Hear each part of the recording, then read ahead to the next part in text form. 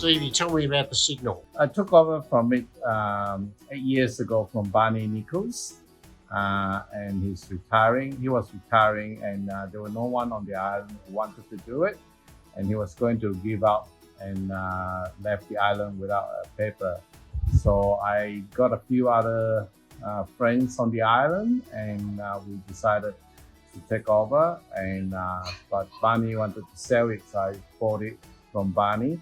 As different people left the islands, I ended up doing most of the work. But I get everyone on the islands, the CEO of the board, or the council workers, the school principals, the doctors, Chris Murray, the historian, the museum curator, Ian Harton, and everyone to contribute and articles in the paper, and that makes life a lot easier.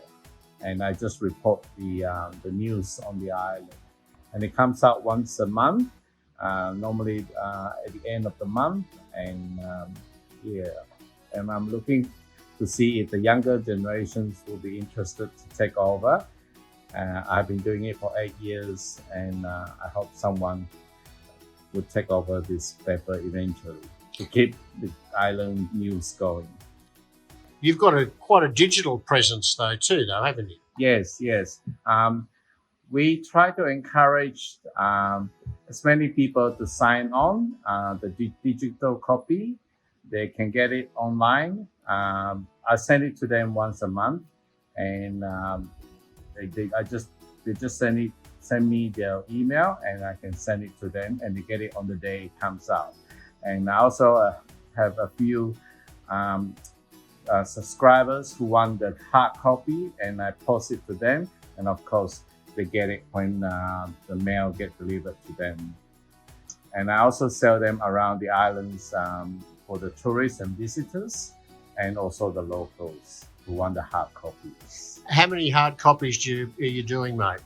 Well, we do about 150 to 200 hard copies, and probably about 100 to 120 digital copies. But more and more people are moving to the digital copies. Yeah. And how long has the paper been going? It's got quite a history. Yeah. It started probably the oldest record of the paper probably went as far as 1956, and it does stop for a few years, and then it started again. It was long time run by Jim Whistler, and then after Jim Whistler retired, it passed on to Barney, and then to me. Fantastic. Quite a tradition. Now, do you make a buck out of it, or is it just an act of charity? Well, it's actually, more act of charity than a financial investment. Because if you put the time you invested in it, there's really, but I get a lot of satisfactions out of putting together the news of the islands, and people enjoying what's going on. And you do need a voice, in the community, and that's very, very important. And the Signal is basically a historical record of the island.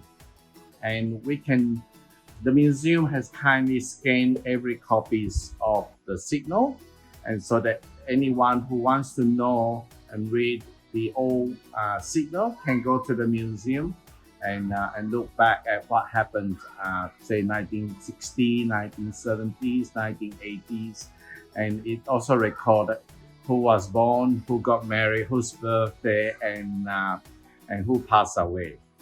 So newspapers are still pretty important, aren't they? Yes, definitely.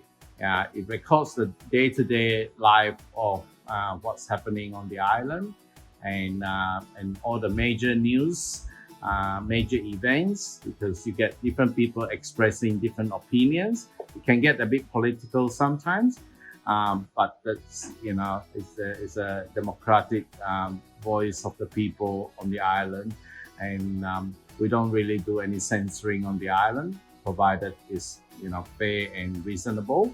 Well done, mate. Congratulations. Thank you very much.